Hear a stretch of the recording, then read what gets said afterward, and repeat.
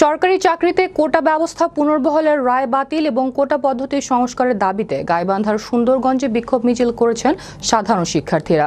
মঙ্গলবার সুন্দরগঞ্জ আব্দুল মজিদ সরকারি বালক উচ্চ বিদ্যালয়ের প্রধান ফটক থেকে একটি মিছিল বের করেন শিক্ষার্থীরা।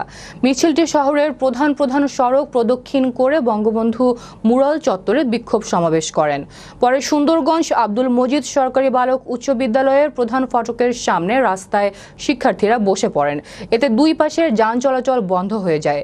বিক্ষোভে ব্যানার পোস্টার হাতে শিক্ষার্থীরা আমার সোনার বাংলায় বৈষম্যের ঠাঁই নাই, স্বাধীন এই বাংলায় বৈষম্যের ঠাঁই নাই সহ বিভিন্ন স্লোগান দিতে থাকেন। দাবি আদায় না হলে পরবর্তীতে সড়ক অবরোধের হুঁশিয়ারিও প্রদান করে বিক্ষুব্ধ শিক্ষার্থীরা। আমরা যে কার্যক্রমে অংশগ্রহণ করেছি, আমাদের সামনের স্টেপটা আমরা সবাইকে জানাই দিব।